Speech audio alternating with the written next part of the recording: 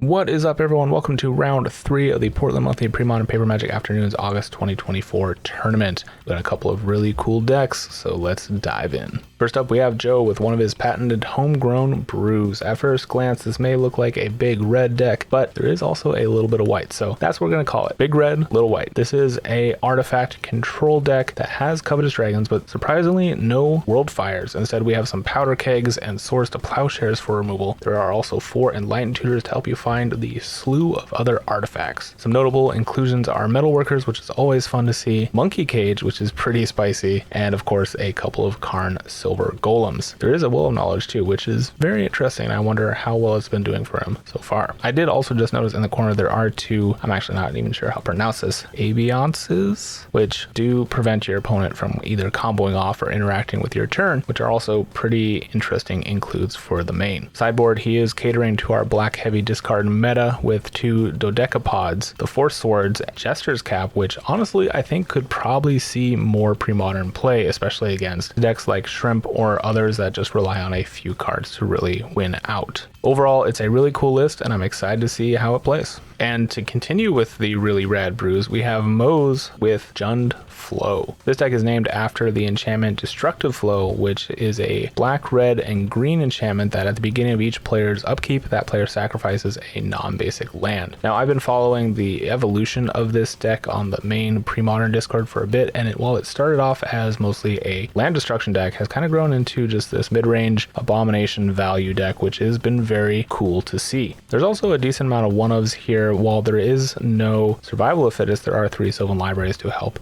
potentially find those. And being in the junk colors, you do get access to 8 fetches, which do also help those Sylvan libraries even more. Overall, a very rad list I'm excited to see finally on camera. And here we go. Moses on the right, Joe is on the left. I do think Mo's deck is quite a bit quicker than Joe's, so he's going to need a Metalworker start, I would imagine. Having a Lotus start is not too bad. Definitely wanted to ramp out into something to stabilize the board quickly, but I don't see much else in his hand other than some lands and a Thran Dynamo. So no endgame there. Looks like that's get shuffled back, and Mose is going to be keeping a 7, which comprises mostly of lands, a Kavu, and 2 bolts. Honestly, not that bad.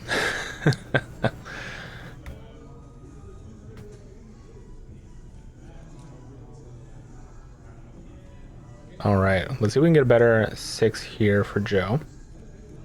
Get some action going. I'm almost hoping that he doesn't actually get the Metalworker start here. Oh, he does have one in hand. Just because it will likely get bolted. And I think this is him deciding if he wants to keep.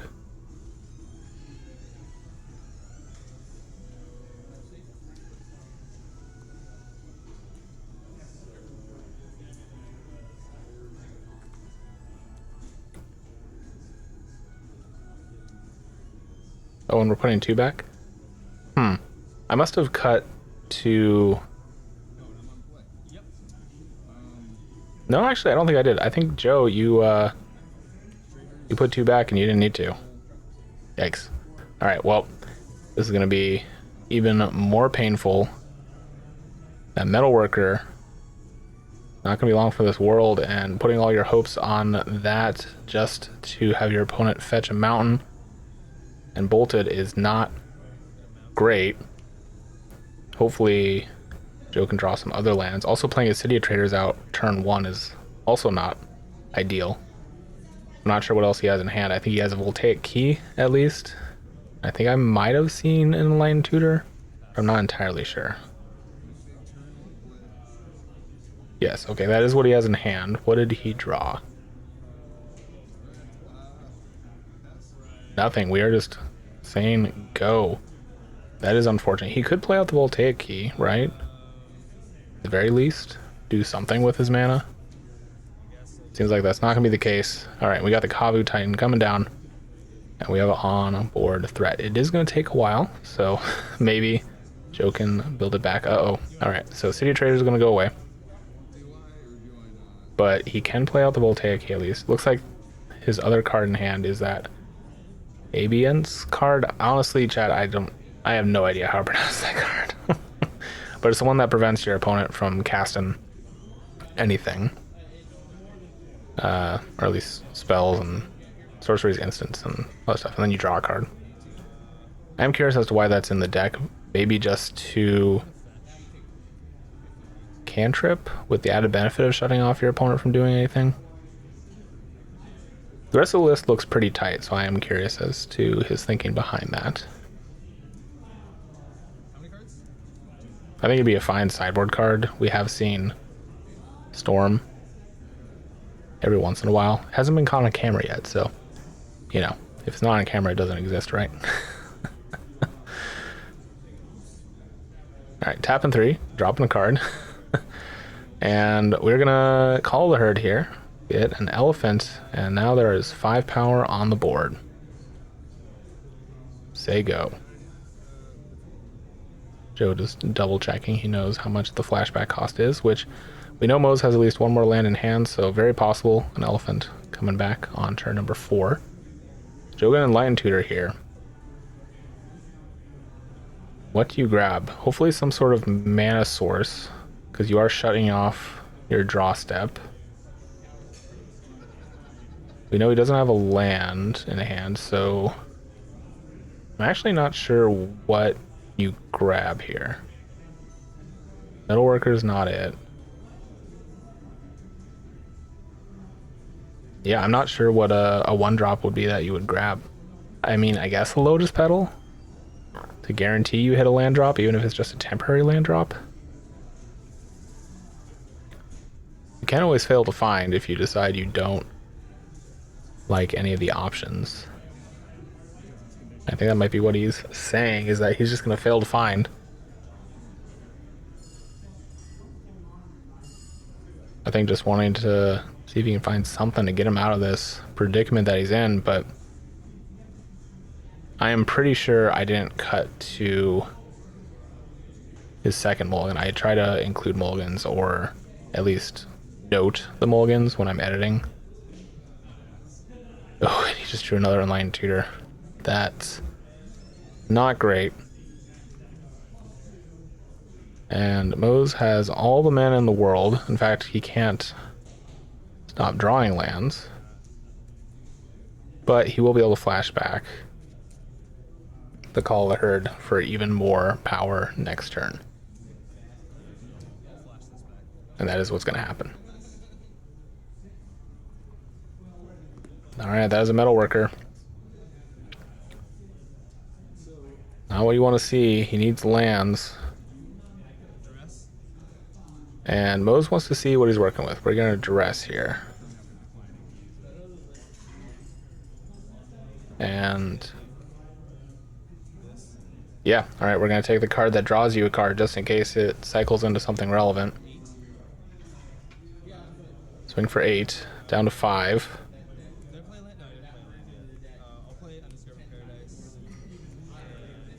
And it all comes down to this. I don't know what Joe can draw. Nope, we're just going to go to game number 2.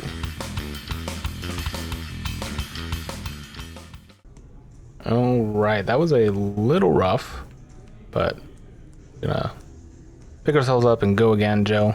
I believe in your deck. I believe it can do cool things, and this seems like a much better starting hand for him. Got a Welder, he's got a Monkey Cage, he's got more than one land. And looks like he's actually not playing out his Monk's Diamond, which is a little risky, especially since I think I saw a Duress in Mose's hand. Yep, there it is. Alright. Well, you can take the Monkey Cage or you can take the ramp, and better to take the ramp, especially when the Goblin Welder can just bring back the Monkey Cage. Now, notably, if Joe had played out the Mox, the Monkey Cage would have been the only target. That is unfortunate. Alright, gonna play Plains and get in for a little aggro. Alright, and then just passing back to Mose. Oh wait, before you take your turn, let's cast the Aviance, however the hell you say it. Draw card. Your opponent can't play instant sorceries and enchantments, I believe. Might just be instant sorceries. Does not prevent him from playing lands or artifacts or creatures, including that morph. Which I'm pretty sure might be an Nantuko. Not 100%. But that would make sense. And, oh, no, you don't want to swing in. That is a 2/2. Unless you're trying to bluff a swords or a bolt or something. But... Alright, nope, we're just going to be passing back to Mose, who drew another duress. Probably going to be seeing that very shortly. Gotta see what's going on in Joe's hand. But first, let's get in for 2.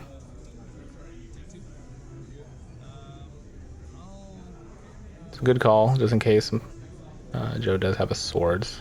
Not wanting to force him to pop it before you can get some damage in. Alright, looks like Joe's actually, in response, going to cast the Enlightened Tutor. What are you going to grab? You can have as much as 5 mana this turn. Do you... I don't know if you want to grab a Lotus Petal just to get a Mox Diamond. That doesn't seem to be the best use. I would almost grab a Karn, right?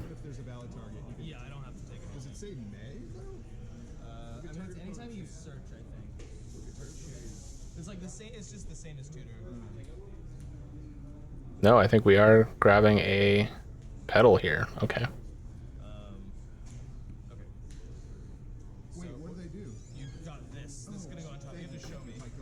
Yes, the Petal does go on top. And Mose only has 1 target, so he has to hit the Monkey Cage.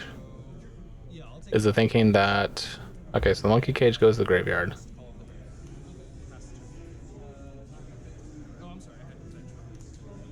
Oh, and there was also a call that had cast there in the middle of Joe searching. Alright, Joe's gonna cast the Lotus Petal. A little bit of shortcutting here. I'm gonna crack the Lotus Petal for the Monkey Cage. Which is unfortunate that he's doing it now because there's no real reason to do so. I believe the Welder can just do that at instant speed.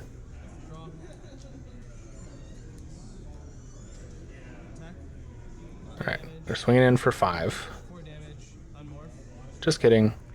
Nantuko. Which is a 3/3, right? It does blow up an artifact or enchantment when it's turned face up. And goodbye.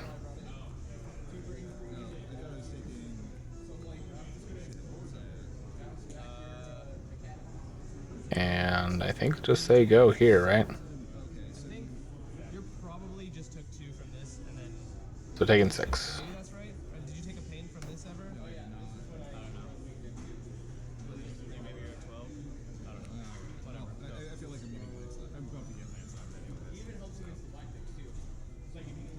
Oh, sorry, Nantuko Vigilante is a 3/2. And that's just another land for Joe, which is not ideal. Opting to play out the City Traders instead of the Wasteland. Wasteland doesn't have a target, so... And is just going to get aggressive and swing in for 1. 6 more coming in. Down to 6. There's yet another Mox Diamond. Mo's definitely not being short of lands this game.